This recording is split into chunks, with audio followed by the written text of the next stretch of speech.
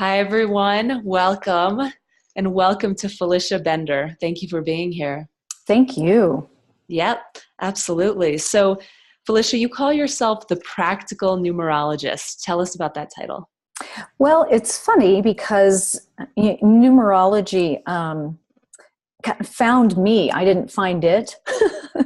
And I'm a very practically minded person. I would say I have a healthy skepticism about things generally. And so when I do numerology, it's one of those things where I feel like if you can't apply any of these spiritually based tools to your practical, everyday, earthly existence, that it's not useful for me personally. It's like, so I want to see the practicality that goes with these tools, and how do I use this to make every day better and more in alignment with my purpose? How do I actually, on a practical level, do that? So as I worked more with people and as I fleshed out my way in numerology, this was my way in. This is actually what I stand for and what I believe in, that we should make these things very, user-friendly and very practical in terms of truly making this life feel better, right? On a day-to-day basis. That's what it's all about. Absolutely. I'm so with you there. Mm-hmm. Tell us a little bit about the history of numerology as well as how you got into it. Well, the history of numerology, it's interesting because there are many numerologies, just as there are many astrologies, right? You have Chinese, you have Vedic, you have all of these. Yes. The same with numerology. The one I practice comes from Pythagoras. And Pythagoras was a Greek mathematician, mystic. He did some astrology, some things with planets, all of this.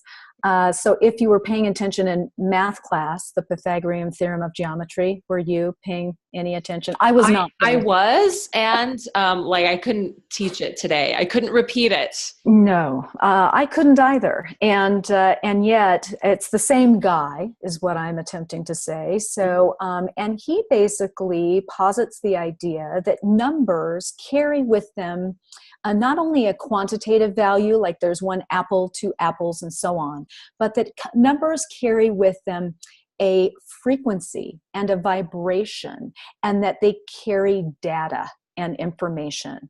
So it's an intriguing prospect that I think we can wrap our brains a little bit more readily around now with our technological world that we live in, where everything's ones and zeros, and there's so much of this data floating around. It's fascinating to me. I was even driving on one of the not on the toll road, but looking at how they have the toll things set up, where they take they've through some energy form like read the little yes. the little barcode, right? Even something as simple as that. And yet the way I always like to talk about it is it's like cell phone reception, gravity. It's these the cloud. Like, what is that, right? Where is it? How does it function? There's so much data that is stored there. Numerology is kind of the same idea. It's basically this idea that everything is a numerological matrix, so to speak. Everything in the universe, quantum physics will tell you this, everything is energy, right? Mm-hmm. And so it follows this same line of thinking. It just is more in line with a code. It's like, for me, when you walk into a room, say, and there's Morse code, right? Someone dee-dee-dee-dee-dee doing that. If you don't know Morse code, it's just static. It's just what's going on. If you walk into a room, Morse code is being indicated, and the language of Morse code, what's being said, right? The same thing with numbers. So we believe in numerology that everything has this matrix to it, including ourselves, our through our name and our birth date, we have basically a wonderful blueprint of what we came in here to do, to accomplish, and manners and ways in which you can see the stumbling blocks and all of those things, and get some, and really begin to align with that more readily than if you were just playing a guessing game, right? Yes, definitely. That's all. I'm a skeptic myself. I'm from New York Mm-hmm. City. And, Oh. so I came to all of these systems with that healthy dose of skepticism, probably Yes. more than a healthy dose. And Mm-hmm. so, and I came into numerology with it as well. And for me, it's always the proof is in the pudding. I'm not in until it changes my life in some way, which numerology has through you and your a talk that I attended with you. And so, on that note, we know a little bit now about how, the numerology works with the frequencies of the numbers and the energies of the numbers. Tell us your number one skeptic busting story. Is there something that happened that was to you or to one of your clients that you were just so blown away by that you could never doubt numerology again? The fascinating thing is I think that you can't just rely on one story, because anyone can get lucky, right? It's like any skeptic who will say, "Oh, I don't believe in horoscopes because look at the newspaper and there's billions of people who are a Pisces and it says, you're going to have a lucky day today," or whatever. Yes. That's not the astrology that we're talking about. That's not the numerology that we're talking about. And yet, anyone can get lucky, quote unquote, about that. What I think is the most skeptic busting story is this accumulation of it, because I can meet someone, on the most basic level randomly, and they'll be talking about something and I'll find out what personal year they're in. And I'll be able to just say, well, this is this year. And they're like, oh my God, how could you possibly have known that? Or I can give a reading. And again, if you think about it, I don't know any of these people. I have never met them, no clue. And I can get their name and their birthday, and I can start telling them very, very specific things about themselves that I have people weeping on the phone, which is again a skeptic busting thing, because it's like, I'm sorry, I can't pull that out of my what, Yes. and make someone go, no one has ever known that about me, or whatever that is. So for me, I was, if I'm thinking about one story, I don't know if I have just one. I think it's an accumulation of people then getting back to me a year later and saying, oh my gosh, I just had to tell you that what you said absolutely came true, or this, so just those validations around that. And it just, for me, it's so crazy how it works every single time. And I don't truly know how it works. It's just like astrology on that level. It's like, I'm not sure how it all beams down, but there it is. And it's just, I've never had one person say that it doesn't relate to them or it doesn't resonate with them. Where I will get people who struggle, and I will give you an example for this. I was, teaching a workshop, and there's always one person, who's like struggling really. And there was one person, and we were talking about the number 3 life path, which is this happy, buoyant, the communicator, the performer, all of this. And there was a woman sitting there, and she was just, and she was a 3 life path. And so we were talking, and she just got very argumentative. And then we had a break, and we came back, and we were all talking about something. And she raised her hand, and she just started to bawl her eyes at tears just rolling down. And she is like, I am realizing how much I've been hiding out. Because obviously the information was so different than what she was living. And yet on a core level, it speaks to you, right? Yes.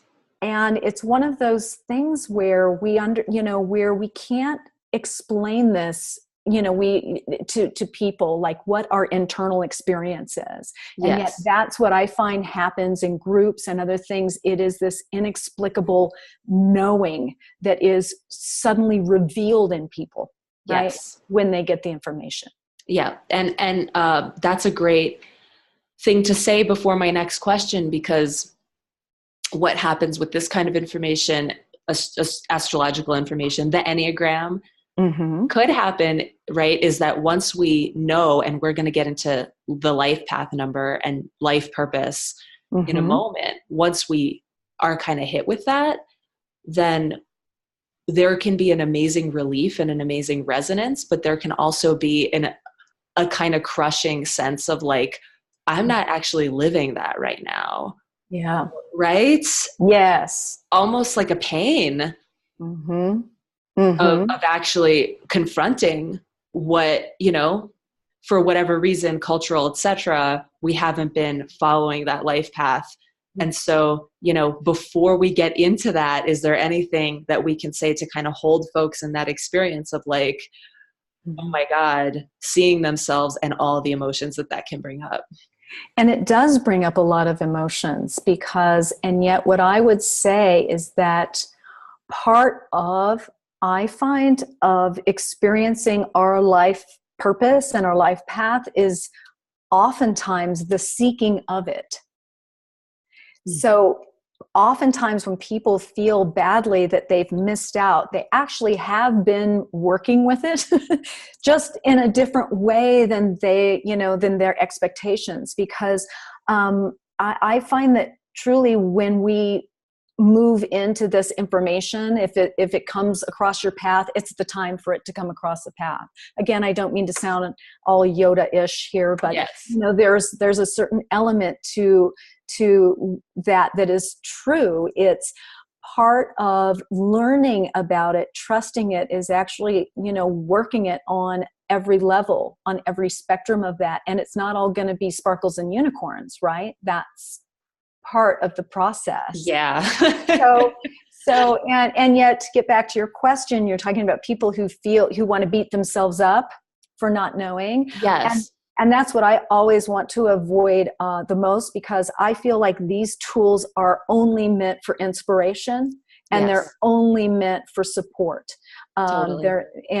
So when it feels differently, it's backing up. And again, part of it is opening ourselves to being more kind to ourselves. Isn't it horrible how we just, we are our own worst enemy on so many levels in terms of our expectations and our processes. So when I do work with people, sometimes I will have people say, oh my gosh, I wish I would have known this, however long ago. And that may or may not be true. And yet, what are you going to do now?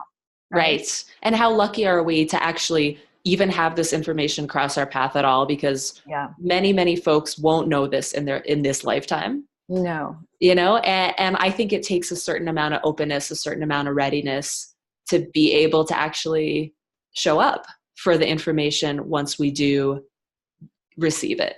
Yes. So absolutely to everything you said. Okay. So let's talk about life purpose. What is your take on life purpose, and how far can numerology take us toward understanding our mission, what we're here to do?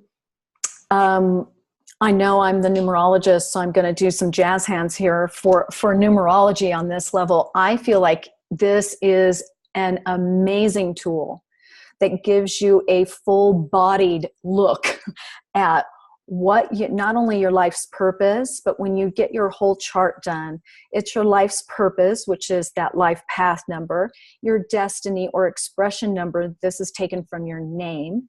That will give you an idea of how you'll go about achieving that life path purpose. Then you have the heart's desire number, or the soul urge, gives you a very good concept around what you need to do that speaks to your soul, that, really to be the happiest ultimately down deep.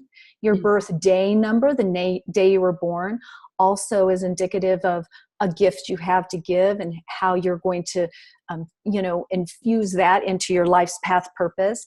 We have a personality number that gives you an idea of how other people might view you, so you can see maybe where you're misrepresented or misunderstood.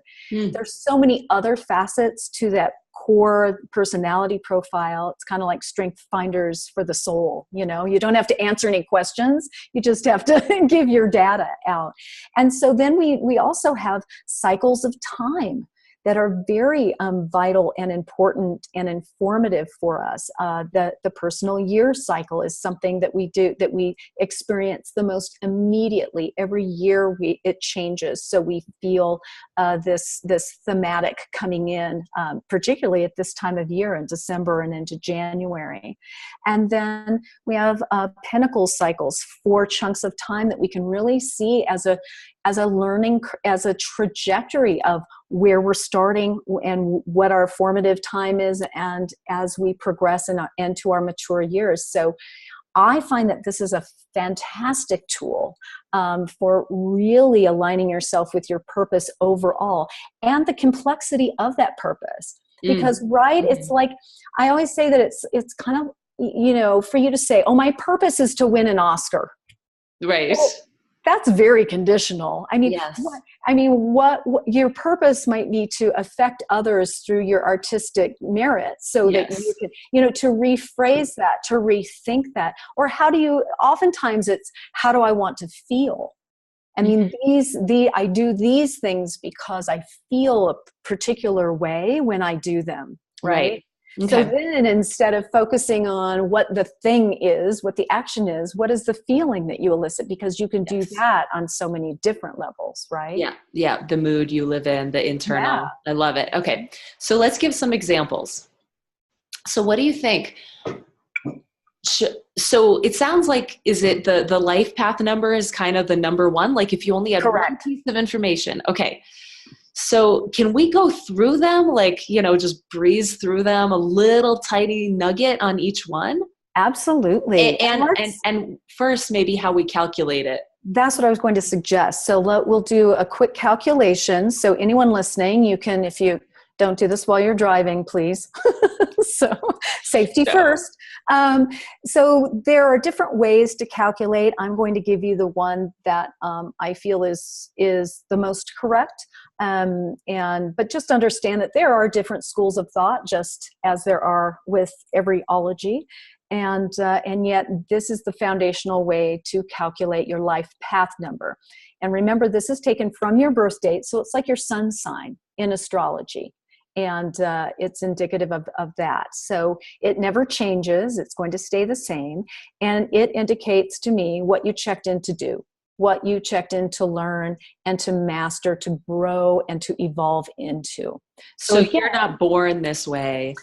Often you have intrinsic or internal gifts and innate talents, that sort of thing, in these arenas. And yet you'll also have some more distinct challenges in these themes, right? Because if we're here to learn something, it's not, you don't want to just do it in a weekend workshop. You want to make it interesting. So there are so many different levels of mastery that we are going to go through to work with this life path purpose. And in numerology, we're always looking at the optimal, right? What it's all about, what it's supporting, and what it means. And then it's very informative to look at what those stumbling blocks, what those tendencies and obstacles are going to be with this particular number or with particular theme. And we're always going to be presented with the oppositional pull. So for instance, if you're a one life path and you're here to be a leader, oftentimes you're going to want to retract into the background, right? Yeah. If you're here to be courageous, you're going to be fearful on certain levels. So it's always very instructional to think about that when we're doing the numbers, to think about if it's all about this, then you're going to work with some of the oppositional pull always. Got it. So, okay. All right, so let's, can you give me an example for a birth date? And we need the full birth date. Shall I just give you mine? Is that okay with you? Sure, yeah. Okay, So let's do that. It's May, so 5, 15, 1986. Okay. So again, you said it beautifully. May is the 5th, so it's the 5th month. So that would be a 5 if you're out there writing yours down. So then we'll take so that's the month, and do that separately in a separate column. So then you take the day. In this instance, it's the 15th.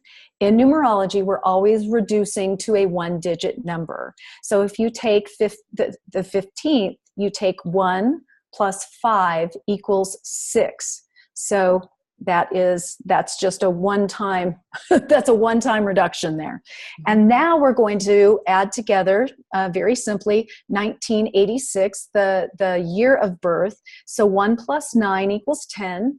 10 plus 8 equals 18, plus 6. So what is that? 18, 19, 20, 21, 22, 23, 24. So again, that's a double-digit number. So we're going to take the 24 and take the 2 plus the 4 equals 6. So that is a 6. Now, to get to your life path number, you're going to add the 1-digit number that you've just reduced for the month, for the day, and for the year. So in this case, it's 5 plus 6 plus 6. So that's 12, 13, 14, 15, 16, 17. So again, we've got a double-digit number. And now we keep reducing. So you take that 17 and you take the 1 plus the 7 equals 8. So you are an 8 life path. And, and so let's go through the numbers 1 very, very briefly. So we always work in numerology with numbers 1 through 9. There are some double-digit numbers called master numbers that we probably won't get into today, but just be aware that they exist. And so the number 1 is all about initiation. The 1 is what I call the leader. So if you're a 1 life path, you're all about creativity, innovation, all the I words. You're learning all about the self, independence, individuation, okay? And it's all about action. It's the creator, it's the innovator, it's the entrepreneur, right? It's the follow your weird. and then gets, as a result, has that leader energy that others can follow. Yes. Okay. Where you lead, others will follow when you're in alignment. Because again, the stumbling blocks are the oppositional pull, rather than oftentimes I find that ones need to differentiate very dramatically first from family, from places where they feel dependence, where they feel like they're not allowed to be themselves. And then they work themselves, and that can take a while. Let's face it, I picture the ones as kind of all the 12-year-old, 13-year-old goth group. They want to be different, but they know they're not apart. And yet they're trying to figure out, where they belong and what they're all about. And, and so go through there, but we're going to make these as brief as possible. So, the flip side is, because it's all about the self, the 1 can be very self-absorbed, very, when it's feeling under fire, quite a bully, the, critical, judgmental sort of person, or the one who acquiesces and doesn't step out front, right? Got it. And then often that they've got so much creative energy that often that results in addictions or other things that are, not so good for their productivity in that way. And again, we're doing just little stamps here. Yep. So if we get to the number 2, the 2 is the opposite of the 1. The 1 is that, masculine, stepping out, energy. And the 2 is more of the feminine energy. So the 2 is the mediator, all about love, relationships, patience, win-win scenarios, the group dynamic, highly emotionally sensitive. Okay. So the 2 is learning. Many numerologists will tell you the primary learning lesson for the 2 is learning how to not be a doormat, because 2s are often they're pleasers, more of the, and yet they their ultimate lesson is not to seek validation from external sources, because often that's where they fall into that trap of totally defining themselves by what they think others think about them. It's like a very much of a losing battle, as we can understand. So the two, those are the primary components of that. The flip side to the two is that rather than being very mediative and very, diplomatic, they can be very childish, very aggressive. And usually that's because they feel very emotionally wounded. Like it's almost like they'll strike before being struck, at a certain point. So is it that sensitivity, that taking things personally? It is taking things very personally. And I love that you said it that way, because often I'll instruct twos to read the Four Agreements by, Mr. Ruiz, yeah.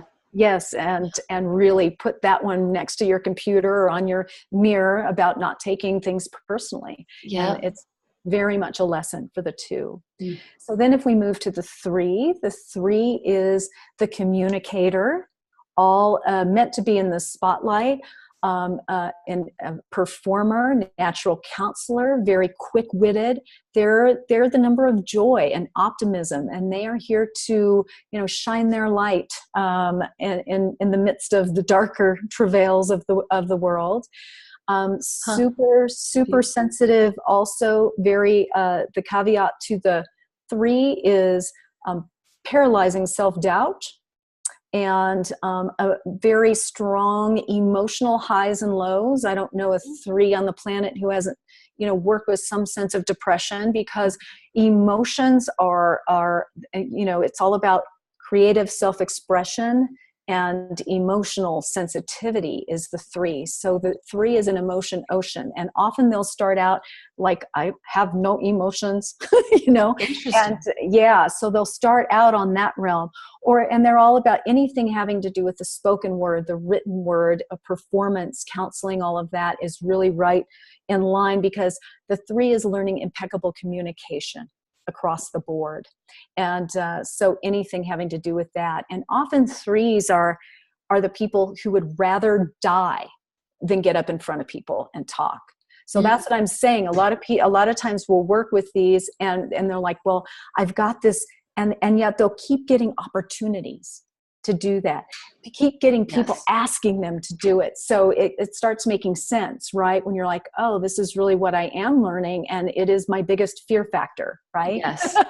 Right. So it's like, we're kind of getting a feeling, I am, that like, this is hard work here, mastering the life path number. It's not, it's not a piece of cake. No, it's not for wimps. It's not for wimps. Yeah. Yeah. As a friend of mine would say, it's not for weenie roasts. I love that term. Oh my gosh. And so, again, there's so much more to say about everything, but the four is that this solid, I call it the teacher, the knowledge seeker. And the four is the number of process, stability, security. It's the number of limitation. It's a very tenacious, it's foundation setting. If you ever want anyone to take something from the ground up, choose a four because they're the ones who can, make things, build. They're here to really connect with the step by step processes that it takes to build something of lasting value in the world. So what's their challenge? I mean, what's the flip side of Oh that? my goodness. The flip side is it's the number of limitations. So fours are often very literal. Here's just the down and dirty, very rigid, like the bulldozers. Can't change their mind. But it's right or it's wrong. It's black or it's white. It's this or it's that. They have a very difficult time coloring outside of the box. Okay. And in order to be more effective, they actually need to be more flexible. They can be very rigid in their thinking and in their body. So it's one of those things to keep working with that. Very, very tenacious, hardworking energy when in alignment. Because again, I know, some younger fours who, are smoking pot all day and lying on the couch until 2 and, and going, oh, I wonder why I don't feel very productive. It's like, because you're not, so you have to go. I find that happens also, is that you learn that you're not satisfied, that you don't feel like you are stepping into your purpose. Mm-hmm. And then when you find out about this and go more in that direction, you're like, well, it sounds kind of like no fun to be responsible and to take on that. And yet, wow, it feels so good when I do. I feel so satisfied, and I feel such a sense of gratification. So it's that interesting learning curve, right, that we all have. So you've got the 4, then we move to the 5. The 5 is the freedom seeker. The 5 is all in, neon, usually. Wow. And so the 5 is, I always say it's all in capital letters. It's fun, freedom, adventurousness. The 5 is the agent of change. It's this really, they are meant to experience the world in its most sensuous nature, to touch it, to feel it, to smell it, to have I want to be a 5. I know. Well, talk to some 5s and see how it hashes out for them, because it's like 5s, it's almost like they live without a filter. And often, because you're here, because freedom doesn't mean doing anything you want, whenever you want, however you want, right? Okay. That's just self-indulgence. Correct?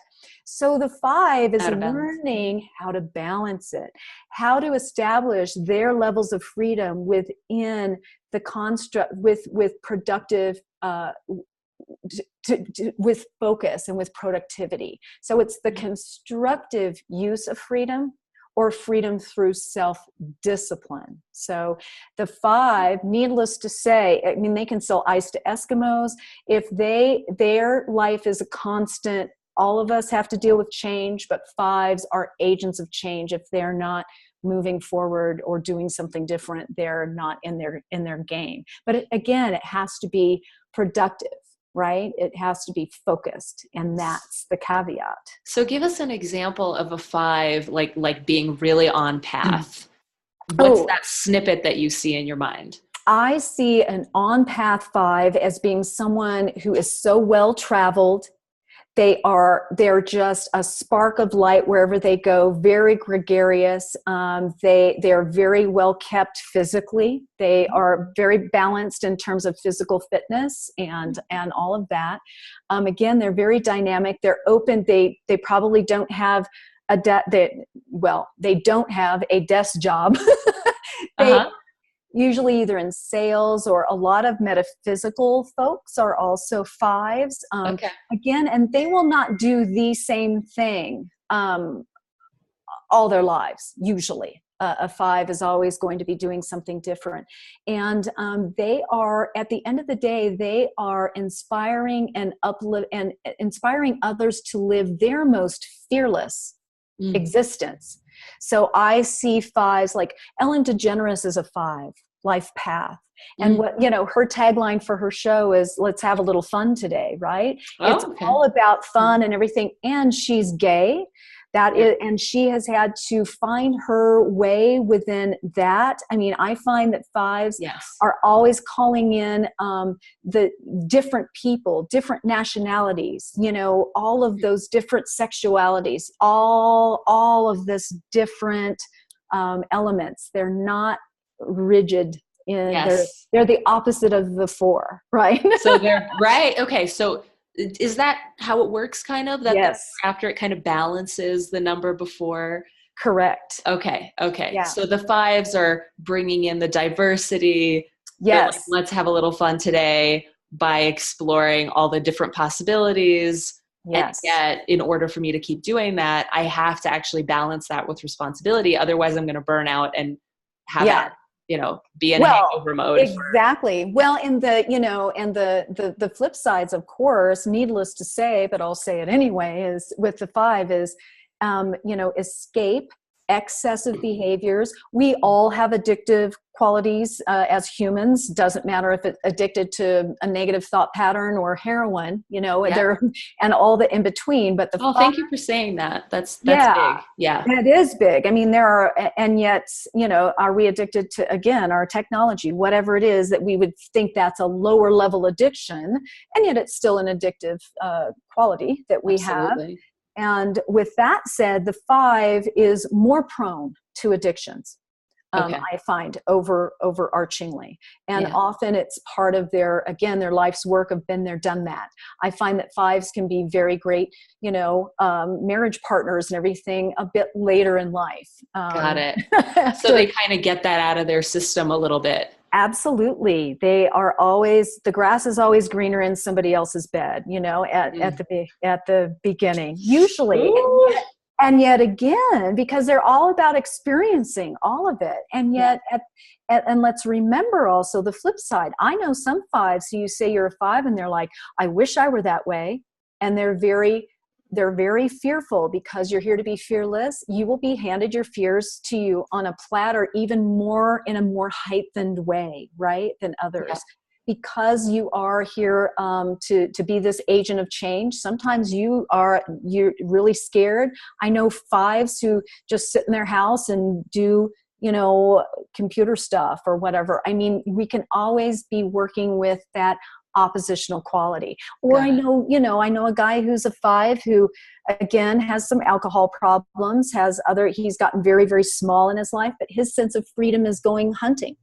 Like he'll go out and go by himself. So there are, of course, different ways of thinking about freedom and what it means to you individually, right? So that this really bringing up for me the whole phenomenon of our greatest weakness can become our strength once we refine it, we hone it. Yeah, and own it. And right? own it. It's that part that we all go, oh, ugh. Yeah. I love it.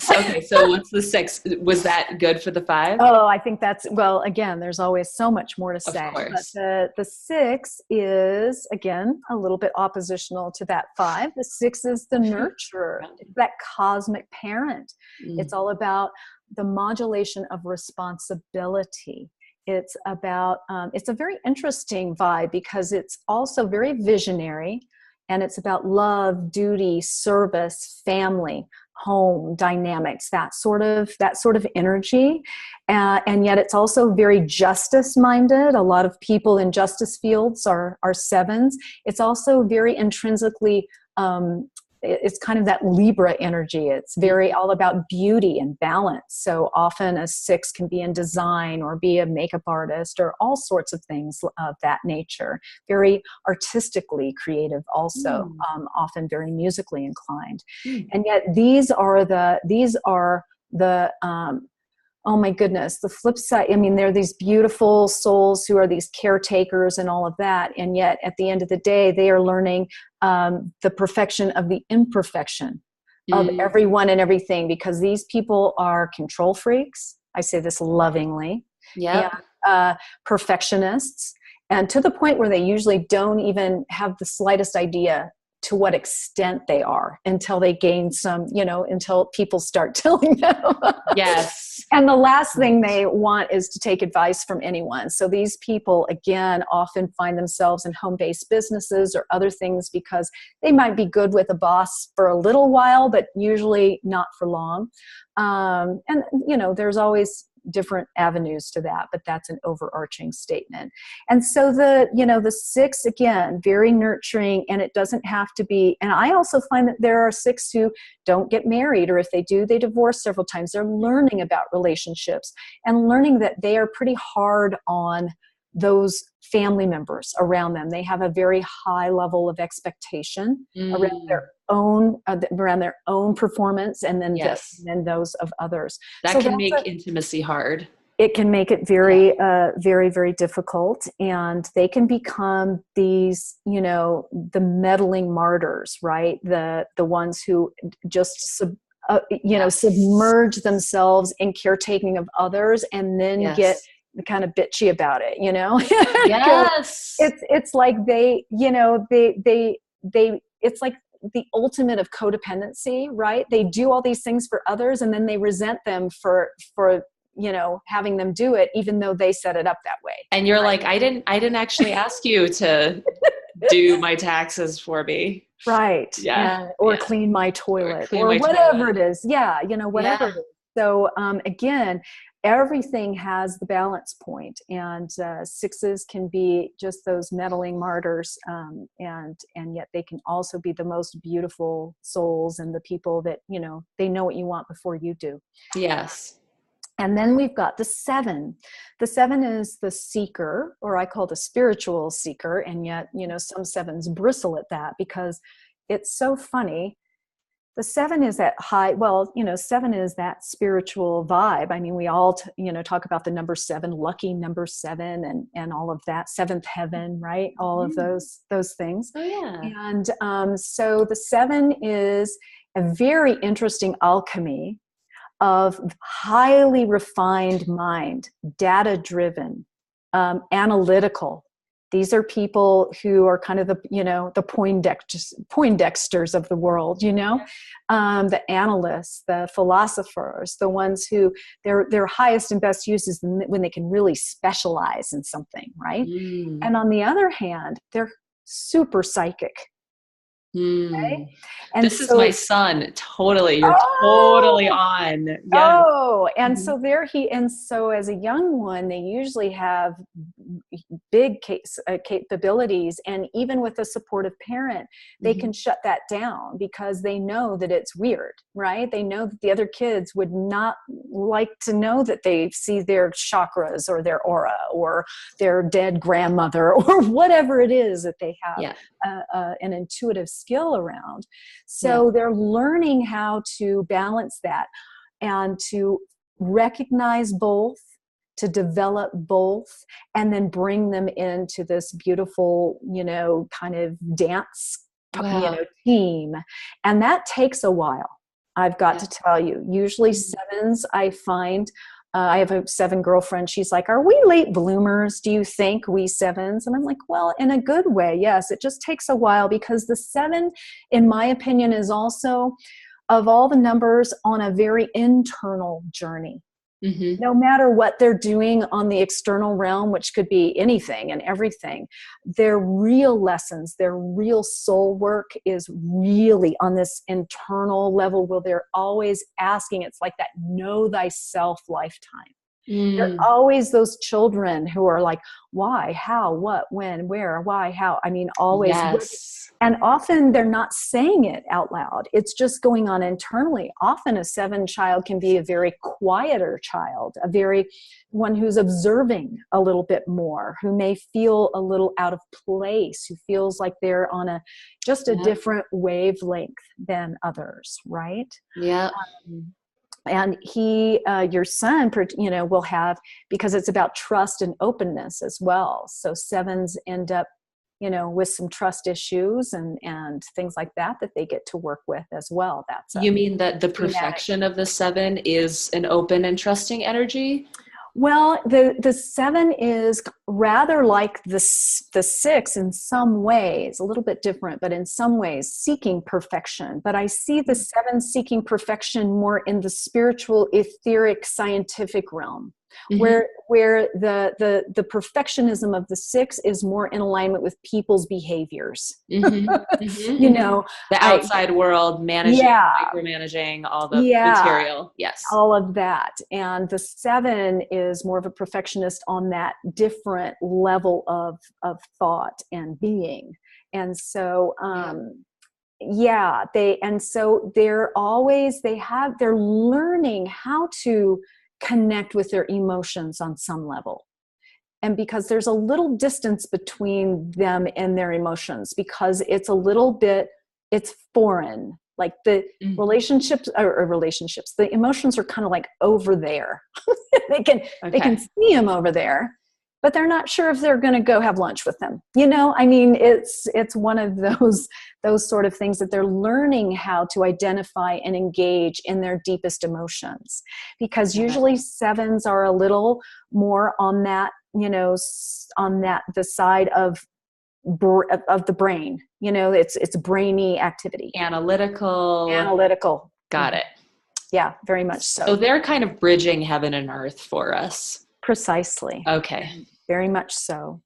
And again, depending on the other numbers in their chart, they'll, to see how they'll go about engaging with that, right? Mm-hmm. Because you can be a 7 life path and have an 8 destiny number. So you're going to, it's a very intriguing mix of heaven and earth, because the 8 is all about, finances and money and all of that. So it's an interest. It's always really fascinating to see what elements work together and then where there's tension points, right?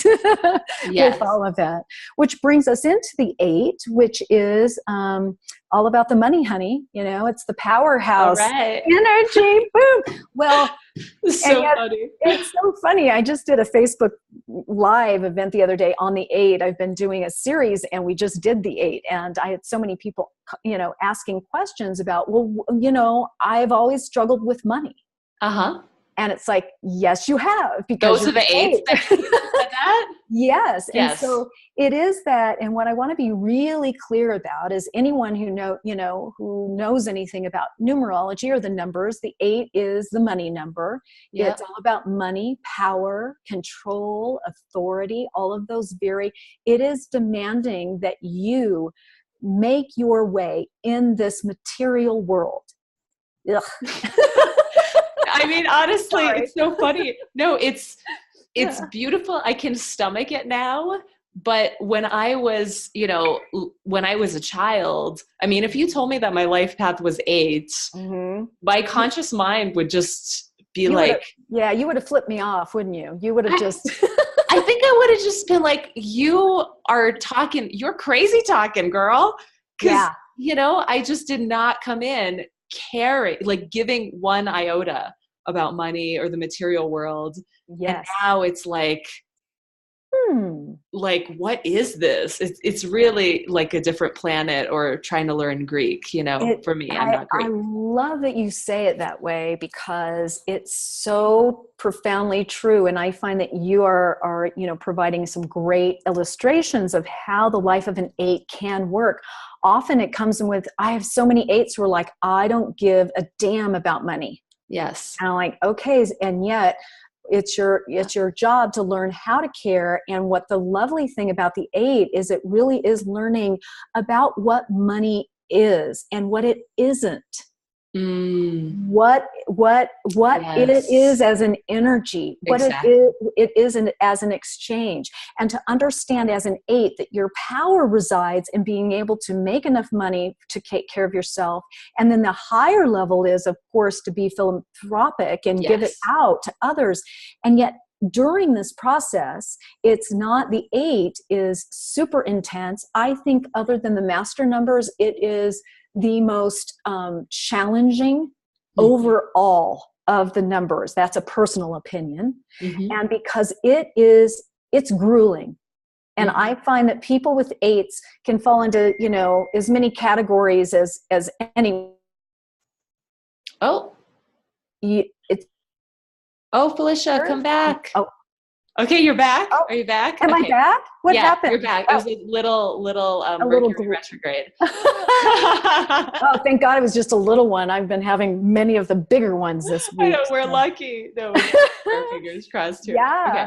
And so with the 8, I find that the 8 is usually not the one with the silver spoon in their mouth, but I do know 8s who have been born into money, born into all of that. So money is something that they are a part of anyway. Mm-hmm. And then part of their lesson becomes about what is money? What does it represent? What doesn't it? How, and often their life is built around keeping it and making more of it. And then there's also the other things that they experience that other people may not see, which is the underlying dynamics of their alcoholic, abusive, grandfather, or their other family dynamics, which are very difficult. And yet mostly I find that the 8 starts out it really, really at the get-go having to learn about personal power. And so are often in families where there is abuse, where there are other very strange dynamics. I know an older 8 that I've known, is he's in his 80s now, and he was very marked by his father leaving his mother way back in the 20s or 30s when that didn't happen, where there was a divorce. It's, Wow. scarred him emotionally for life. And he felt like, and his mother had a hard time being a single mother of 2 boys, making enough money. And he found that he had to go steal some bread and do so. It's kind of like that Scarlett O'Hara thing, I'll never go hungry again. And then you really over focus on that fear around it. So it's all about money. We all have to deal with money, and yet with an 8, it all becomes really a central through line of action, in terms of, because it's up, down, all around. The 8 is not the magical money falling from the sky. It's that powerful CEO management energy, make it happen. It's not easy breezy. It is up, down. It's not linear. You can have losses. You can have gains. You can have all of that stuff. And yet you are learning about how to be a master of this. So that's how to really look at, again, the whole trajectory of all of our life paths, right? Is, we're in the PhD program for this particular arena, for this particular theme. Okay. And so then we get to the 9, which is, numerologically speaking, it's the humanitarian, that compassionate humanitarian energy, all about balancing the powerhouse of the 8. Absolutely. And it's the bookend, right? So you start with the 1, which is all about initiation and me. And you end with the 9, which is all about everyone and everything. Yes. And it is the number of completions, of letting go, of surrender. And the 9 is a very charismatic number, and yet also very much learning about integrity and wisdom. And so I find the 9s are very intriguing, because at the end of the day, they're learning. Numerologists would tell you that the 9 is learning about limited rewards, is what they would say. And it always sounds like, if you're talking to a 9, they're like, well, that sounds crappy, It's like, ew. And yet the way to frame that is that the 9 is, again, this ball of compassion, service, and it basically, in my opinion, has all of the potentials and all of the challenges of all the other numbers rolled into one big burrito, they are. Wait, hold on. Let's say a little more about that. Yeah. So what I find interesting about the 9 life path is that the way, I'm a visual kind of gal, and so I visualize it that they have like this frame that they create, for a painting, that they put that together, and then they stretch the canvas over it. The canvas is the 9, right? The 9 life path, let's say, in this instance. And it is blank. It's a blank canvas, and yet the material it is made out of is this vibrating, iridescent, beautiful, unconditional love. So whatever medium they use to paint their life's picture on this canvas, it's simply an infusion of what's on the canvas. And for me, that is what the 9 represents, because so many 9s can be, philanthropists. They can be very wealthy. They can be artists. Adele is a 9. Justin Bieber's a 9. All of a lot of artists are 9s, and yet at their core, there's going to be a calling to give back. There's going to be a calling to give out more than they give, or more than they receive, usually. Yeah. So they're learning to give and to receive, and really learning not to be too lofty, and yet we can all benefit from this. And yet the 9 experiences, I think, what they would all agree, more than their share of loss, what we would consider to be loss, Got it. All of us have loss, but it hits them, or they process it more deeply, maybe on some level. Is it because it's kind of more of a teacher for them? Absolutely. And what it is that it's this continuing, again, since I'm a visual person, it's like the 9 life path is always every day on this path where they are being asked to live the Buddhist tenets of surrender and of letting go and of presence. Mm-hmm. Right. So, so more so than many, or in a more escalated way, they're being asked to be in the present moment, let go of the past without bitterness and resentment, which can be really difficult for a 9. They can be emotional, if not physical, hoarders. That's the opposite of that. And to look to the future with curiosity and openness. Right. Mm-hmm. So their life is always in this flow, where they're being asked to really, really, really let go. And as they do that, magical things happen. I mean, I've, so many people who are 9s, they're so lucky, they're so this and that, and yet they have to come to terms with these elements of their calling, of their purpose. It sounds a little transcendent. Very much so. Mm-hmm. Yeah. They are they're these old souls, I think, who've just been around the block, so many times. And it's almost like they're checking in for their final paper, that they're Wow. They're doing their research and they're like, okay, It's very much like the zodiac, in that we start with the ego, the personality, and forming that and leading with that, but then we end with the mystery. Exactly. Yep. Okay. So thank you so much for going through all of those. I hope that, everyone listening got a chance to calculate their own life path number and glean something from that main lesson. What's the main curriculum here? Mm-hmm. Okay. So I think you really answered for us also, what other tools numerology can give us. We have the soul, what do you call it? The soul urge. Soul urge. Yes. So you have the personality, the expression, right? You have the life stages, the pinnacles. And on top of that, every year has a number to it, right? That you can calculate personally. Yes. Like for me, this is a 4-year, it's a building year, right? For someone who has an 8-year, it might be about money. Yes. But then I've also heard of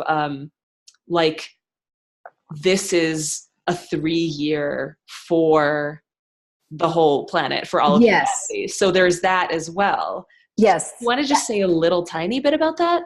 Certainly. That's what's called the universal year in numerology. So basically it means we just take it from when we're going into 2019. So you take 2 plus 0 plus 1 plus 9, that equals 12. And then you reduce that to a 3.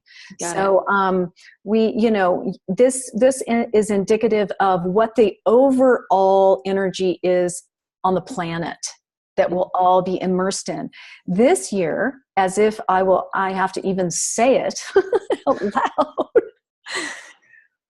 has been a very intense time. I mean, universally, it has been a master number 11/2, a universal year. It's a year of spiritual illumination across the board. And I feel that all of us have accelerated that element in whatever way it is manifesting in the microcosmic of our individual lives. I don't know anyone, I'll ask you, do you know anyone who hasn't had quite a time of it this year, that it's felt very intense? Relationships, all these things are really coming into play on a different playing field. Absolutely. Yeah, I've heard people say things are speeding up. There's all of our lessons are kind of crunching us a little bit. Also, things are manifesting more quickly. These are all things that I'm hearing people say. People seem in it, we all seem in it. Yes, exactly. So exactly the point. And so this has been that year. And yet, we can see politically, globally, just again on the political realm, even to, the weather events that we've had, the fires, the earthquakes, the everything else, where all of this is contributing obviously to this ascension cycle that we're in universally and on the planet. And then, we have to, I'm not saying anything brilliant here that we don't know already. And yet we have to have a disintegration, right, of the existing paradigm, whatever that is, in order to reinvent, in order to recreate. And that's really, I find, where we've been this year in a very, with the crescendo, right? Yes. And we started this new cycle 2 years ago, numerologically speaking. So we're in a new cycle of time for all of us. And this upcoming year, it's going to be kind of interesting, I find, because even as we go into this, which feels so heavy, right? Feels so dark in many ways, we're heading into a number 3 universal year. Yes. And the 3 is going to really set the stage for all of us to step into our emotional lives in a this is a year to speak our truth. And yet it sounds like, oh, that sounds easy. And yet it's very, very it's in the myriad ways in which speaking our truth can be profoundly, what's the word I'm looking for? Because knowing our truth isn't as easy as it sounds. And is truth mutable? I mean, many people, philosophers, whoever, will say that truth is multiple. Right? Yes, absolutely. And so how do we engage that? And how do we engage in our own truth without killing someone who disagrees with us? Exactly. Right? Which is where we are right here. How do we bridge that? How do we do that in an effective way? And it's not going to happen overnight. And yet the energy that's supporting us universally this year has to do with locating and speaking our truth gently, yet firmly, and not demolishing other people in the process. Number 2, it's about tapping into our creativity, whatever creative juice. It's really this year of self-improvement on a global scale, right? So anything that we can all do to improve Mother Earth, to improve our relations across the board.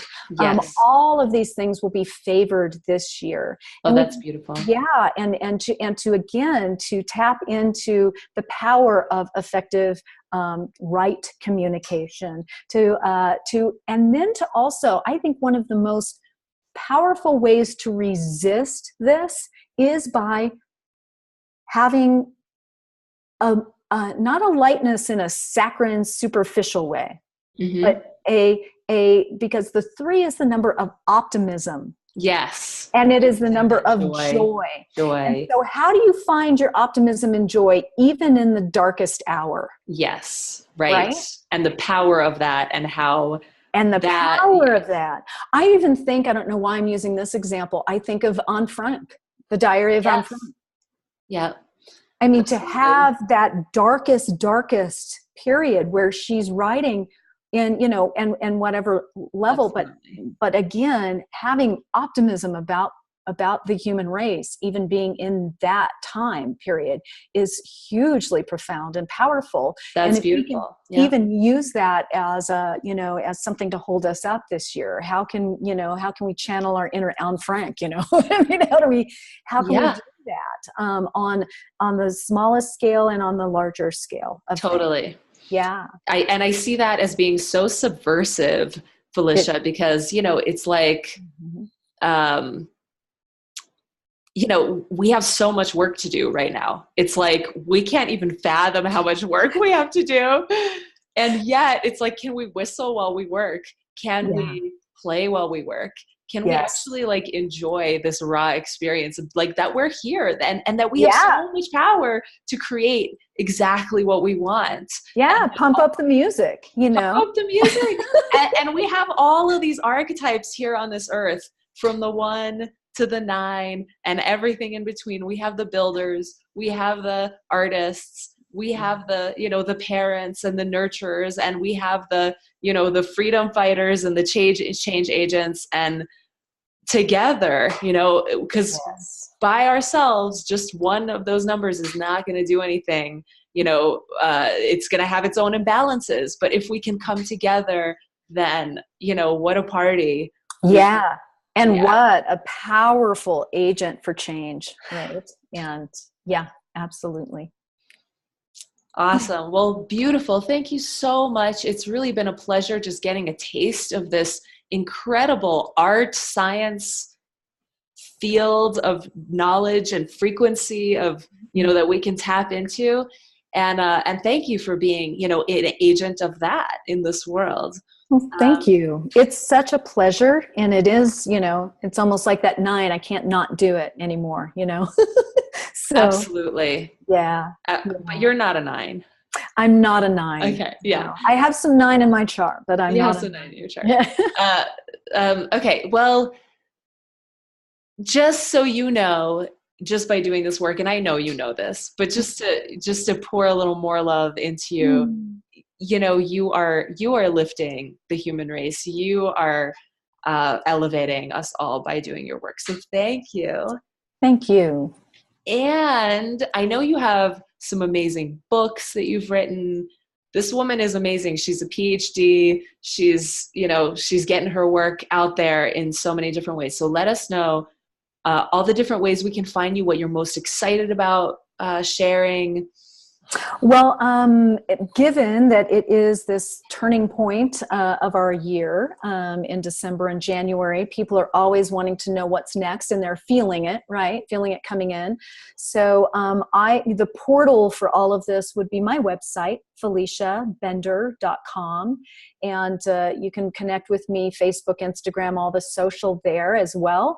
And yet I do have 2019 guides that are up. I've got 2 different products, and one is brand new, so I'm kind of super excited about that to see how that goes. The first one, though, is the 2019 guides. You can get that as a deliverable PDF, and it just gives you the monthlies for 2019, gives you the idea more around your personal year, like we talked about a little bit, well, not really that much here. So it's a very vital cycle to know about.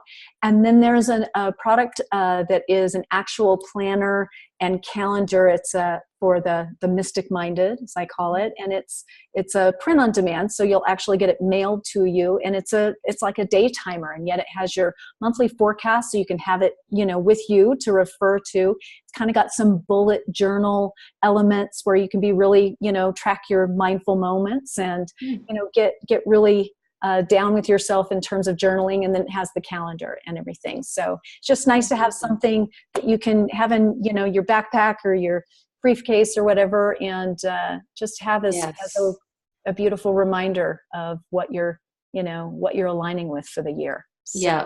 I want to stock up on all of that. Yeah. Seriously, I feel like for me, I need all of the guidance I can get right now, because it's like the potential is so great, and the minds are everywhere. I know. You know? It's just nice to have that supportive reminder. I mean, what I love about this also is that it just really does allow us to validate things that we may not have words around. You know, I find that naming something gives it enough power to do something with it, right? Absolutely. And to understand ourselves in deeper ways, and then to, again, change what's not quite working for you. You know, gives you some really great tools to recognize that and to make some changes. So it's perfect. Beautiful. And you've got books that are, so if we go to your site, we can find the whole Felicia. Absolutely. It's all there. Yes. Yes. I've got books. I've got an audiobook. So great tools if this is something that resonates with you. A lot of articles there that are free, a free monthly forecast. So all of those things are set up to, again, I just feel really passionate about, you know, supporting all of us in that who want to live our, you know, highest potential, really, not to be too corny, but, and I just love supporting that, and I love seeing that. Awesome. Yeah. And do you give do you give one-on-one readings? Is that I something do. you do? I do private sessions. So I do that, Beautiful. by phone or Skype, whatever works for somebody. So. What an amazing opportunity, folks. Okay. Well, thank you so much, Thank Felicia you. Bender, and we'll see you around the universe. Yes, indeed. Take Bye. care.